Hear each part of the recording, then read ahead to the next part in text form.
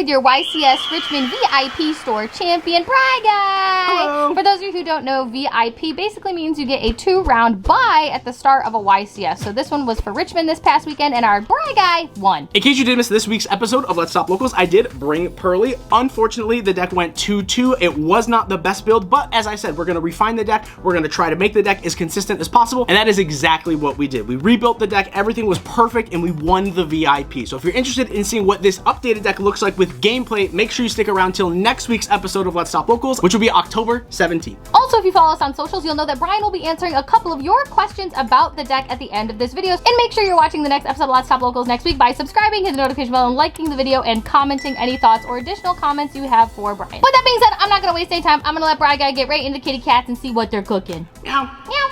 First off, we played triple copies of Purrely and triple copies of Purrely. These are obviously the best Purrely cards in the deck because they're the only Purrely cards in the deck. On normal or special summon, both of them will add cards. Your Purrely will excavate the top 3 cards of your deck, and if there is a Purrely spell or trap card, you can add that from your deck to your hand. Lily will add any Purrely card that is not a quick play spell card. So this can add Purrely for follow-up, it can add your continuous spell card, or it can add your trap card or your field spell. So it's really good to know if this can get you follow-up or it can get the extension that you are looking for. Moving on to the spell cards, we are playing triple copies of My Friend Purrely. This is the best spell card in the deck. You can pay 500 life points, reveal any 3 Purrely cards. Your opponent will randomly select one and add it to your hand. These can be 3 of the same cards, 3 different cards, 2 of the same, 1 a different one. It doesn't matter. This literally just searches your entire engine. And the best part about this is that it's your follow-up. If a face-up Xyz monster leaves the field, you can just target up to 3. Up to 3. Not 3, but up to 3. It can be 1, 2, 3, and grab any of your quick play spell cards with different names back to your hand from your graveyard. This card is absolutely fantastic. And then moving on to our quick play spell cards, we are playing triple copies of Pretty Memory, triple copies of Happy Memory, triple copies of the Sleepy Memory, and then the 1 copy of Delicious Memory. These cards are all emergency teleport. However, they also have additional effects. I feel like the way that you use these cards is actually how you win a lot of your games. Your Happy Memory is a card that will protect any card from being destroyed by card effects. Your Sleepy Memory will allow you to not take damage on the next time that you would take damage that turn. And then obviously the Delicious Memory protects from battle. Games 2 and 3, a lot of the utility comes from how you activate and how you use these cards. I will typically be trying to search out something like the Happy Memory with the My Friend Purrely if I know I'm playing something like Unchained, because as soon as they set a card and then they activate a hand effect to pop it, you can actually protect their card from being destroyed with like a Happy Memory, and you can chain to attach it as well. So there's a lot of utility with these cards. Even if you are in like a low resource game, you can activate the Sleepy Memory, protect yourself from damage, attack with an Xyz, let the Xyz die, add back a lot of your quick play spell cards. So these cards are way more than just emergency teleports. In revising this deck a lot, I think we had to make a couple compromises. One of them is that we are only playing 1 copy of our Purrely Street. This is 1 field spell. I was playing 2 before. I really liked 2, but post board, I was honestly siding 1 out anyways because you really want to get to the continuous spell card. And then we're playing the 1 copy of Yeep. I think playing the 1 field spell is totally fine. It is a little difficult sometimes to deal with like the targeting effects of your opponent's cards, but having the 1 allows us to play more non-engine, and I really think that that is the goal of this build. Speaking of non-engine, we are playing triple copies of Ash Blossom. This is just the most generic card. And then speaking of searching, something that I did showcase in Let's Stop Locals is I'm still choosing to main deck the 3 copies of Droll. I think Droll is absolutely an unbelievably powerful card. It just has so much coverage, and though it's not amazing against a ton of matchups, it is a card that is drawable off of your Sleepy Memory on your opponent's turn. It is a card that can just stop a ton of rogue decks. It can stop a bunch of high tier decks, and if it's not a good card in that matchup, it's totally fine. You can just discard it off of your spell cards. And then as far as other blowouts, I think DD Crow is low-key one of the best hand traps right now. It's good against Purrely, it's good against Labyrinth, it's good against just so many different decks. This card in and of itself can just help you win the Unchained matchup. You discard this and you get rid of the blue dog in the grave. It really ruins their follow-up. And then we are choosing to play the 1 copy of Infinite Impermanence. Not 3, but 1. The reason we're playing the 1 copy of Imperm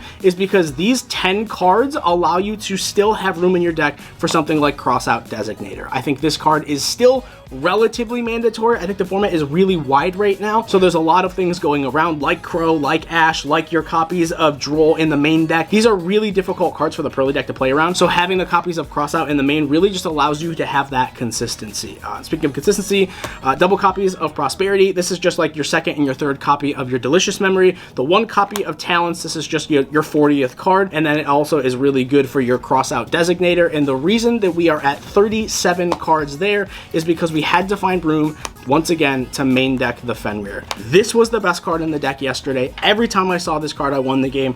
This card is a discard outlet. This card just automatically forces your opponent to answer something. In Let's Top Locals, this was just one of the cards that I genuinely missed a lot, and I really wanted to include it in the deck, and I'm glad that I did because it helped me literally take the entire event.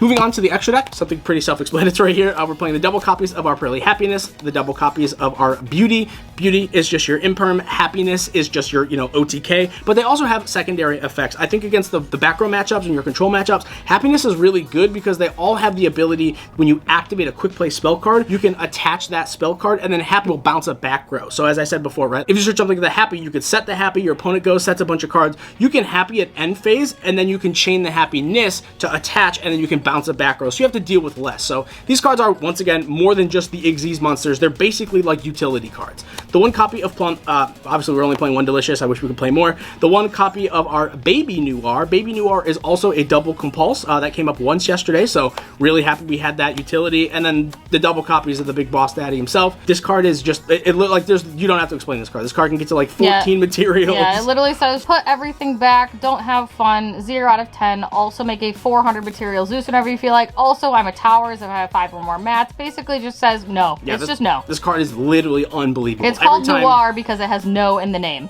Every time this card hits the board, you just effectively win the game. We are playing, I will say, this is a card that I feel like a lot of people cut, and I was not a big fan of this card at first, and I played it, and the more I played it, the more I really enjoyed it, and it is the one copy of the Sylvan Princess Sprite. This card is just that extender sometimes to help you search for things, even like post side deck. Yesterday, I made the Princess Sprite with double Purrely, and I excavated and hit the one copy of D-Barrier for cross out. It actually won the game. So like this card is absolutely insane. The amount of times you could just get sacky, right? You get the one of Imperm, you get the cross out, like it's just really, really good. And then the one copy of Downard and the double copies of Zeus. I don't think I've made double Zeus more than like once or twice, but this is effectively a Zeus deck, so you are just, playing double copies of Zeus. As Logan said, you can just make 15 material Noir and then slap this on top, and it's just unbelievable. It's disgusting. It is really, for those really of you unfair. Who follow us on Twitter, you saw the post. You saw it. You saw it.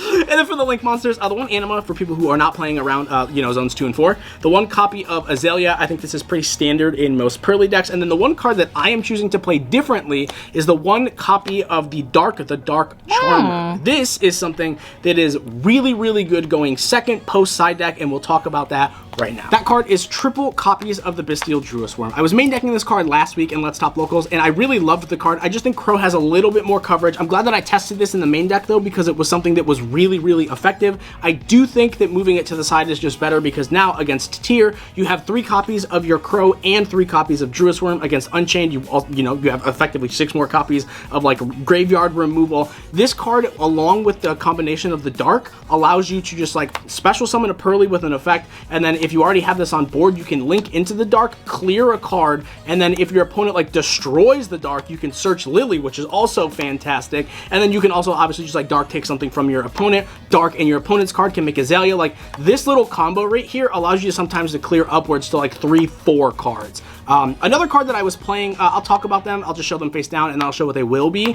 This was 3 copies of Thrust and then 1 copy of Change of Heart. The reason they're face down is because these are cards that I am going to change. With the copies of the Fenrir in the main deck, and then also with trying to main deck something like Crossout Designator, having the 4 card side pattern was just really awkward, because you really want to be siding in, like these 4 cards, and then you also want to be siding in 3 additional cards. So siding 7 cards is really difficult, especially when you have like Fenrir and Crossout. I'm not a fan of siding the Crossout, because once again, it's those siding patterns where if you're siding the 3 Crossout and then like the 1 copy of D-Barrier going second, that doesn't really allow you a lot more space for additional side cards to go second with. You're just playing prevention cards. You're not playing actual like sideboard cards. So I really think I'm going to take these out, and what they're going to be is the 1 copy of Keldo, the 1 copy of Mudora, the 1 copy of Nib, and then the 2nd copy of Nib. That is horrifying. These cards are just insane discard outlets, and because Tyr's coming back, they are milled. I got milled for like 84 cards yesterday. Yeah, it felt like 84 cards, and I really was like, damn, if I had the shufflers, this would be crazy. And it's just really good against Unchained too. If you draw these, you can have them as your discard outlet. So I think these cards are fantastic, and they will be moving into the side deck. So play those over Thrust. We'll see how those go in the next episode of Let's Top Locals. I'm very interested to see how that works. The next is really self-explanatory. It's triple copies of Judgment for going first. Pretty good card. And this card just like literally stops Thrust. That's all you want this card for. You want this card to stop thrust. Thrust is just like the bane of this deck's No thrust existence. zone. These cats don't like thrusting. Thrust literally can grab like talents to try to take your Noir if it is affected. It can grab Change of Heart. It can also just grab Herald of the Abyss, which just outs Noir even if it is affected. So the 3 traps, and then the 4th trap is the copy of D-Barrier. D-Barrier is literally just there for the crossout. And then speaking of D-Barrier for crossout, this is for going second, and then this is for going first. We're playing the 1 copy of Book of Eclipse. Book is one of those cards that's kind of fallen out of favor in a lot of people's main decks, and because of that, I think a lot of people are still side decking really heavily for Purrely. So we have the Judgments for our copies of Thrust, and then we also have the Book of Eclipse for going first when our opponent tries to eclipse everything. So this is realistically just your going first, going second cards for your crossout. And then the last cards is the 1 copy of Duster, and then the double copies of Lightning Storm. As I said before, this deck really just chews through back row really easily because you do have things like the Happiness, you have things like, you know, your Noir, which can shuffle cards back, and then this is just like to clear floodgates. You really just want to be able to clear things like Skill Drain, clear things like Tick Boo, and because we're playing Prosperity, we're effectively just playing, you know, additional copies of these. This is the build that I will be piloting in the next episode of Let's Top Local, so make sure you stay tuned. But because of Agoff coming out, this is going to change. A lot of people had questions, so we're going to address a few of them. Have you ever tried to main deck any of the Dark World monsters? I genuinely have, and I really liked the package. However, I do think that this deck really just capitalizes on so much more non-engine. It depends on like if you're playing something like Fenrir, if you're playing something like Crossout. I think personally that playing these cards just have a little bit more impact than the Dark World cards. However, with the brand new Gen and Ken cards, there is a cool like hand loopy type combo you can play with this deck. It also pairs really well with your copy of Pretty Memory to like be able to take your opponent's cards, and then like the Thrust and the Talents to be able to like rip more cards. So it is something that I think we will try out in the next format. What are your thoughts on additional monster engines such as like the Bystials, Crows, Fenrirs? Obviously, as I said, we are playing the Crow in the main deck. We are playing Fenrir in the main deck. I think that Fenrir is just like one of those cards where it's just kind of one of the best cards in the game. Every time you read Fenrir, you're like, how is this card at 3? Every deck summons Fenrir, and you're like, what deck could this be? Exactly. Like it could be Rescue Ace. It could be Unchained. Anything. It could be Purrely. It could be the best deck, Vanquish Soul. That's me. It's true. It could be that. As far as like the Bystials, as I said, I'm side decking them. I do feel like the Nib and the Bystials really conflict with Fenrir because if you have to like put them on the board to interrupt the opponent, the Fenrir is not really summonable unless you out your own card and then like clear the board yourself or your opponent. It relies on too much. So I do think there's a lot of clashing, which is why we chose to side deck the Bystials and side deck the copies of Nib. I think Fenrir is just the best card right now in Yu-Gi-Oh! So we're gonna main deck that instead. Joshua Schmidt put up a video on how Purrely may be a bad pick because the amount of draws that he got due to the time rules. Did you experience similar situations, and how did you get around that? I think it's really important to address, just as Joshua did in the video, that he chose not to play hand traps. And while I don't disagree with Josh, I do agree with playing hand traps. As the format has progressed and we do have the information from Dortmund, I do think that hand traps are better because not only does it back up the Noir, but it also helps you prevent boards instead of having to just break them with all engine. Realistically, I think it's just best to know what your cards do and play as effectively and efficiently as you can so that you're not eating up any of the clock. But realistically, as long as you and your opponent know what your cards do and you're maintaining a proper game pacing, you shouldn't have that many issues. But that's the deck. Congrats to Bry Guy for winning VIP in that sick 2-round buy at Ycs Richmond. Also, we will be at Ycs Richmond, so make sure you come say hi. Make sure you check out the next episode of Let's Top Locals on October 17th, next Tuesday. Leave any comments below. Make sure you subscribe, like the video, and all of that. And we can't wait to see how this deck evolves, how our decks evolve, especially once Age of Overlord comes out. Things are about to get real spicy, and we're really excited. So make sure you're following along on the journey and see how our decks develop with time. But thank you all so much for watching this video. We love you. You matter. We will see you in the next episode of Let's Top Locals, you cute little thing, you. Bye.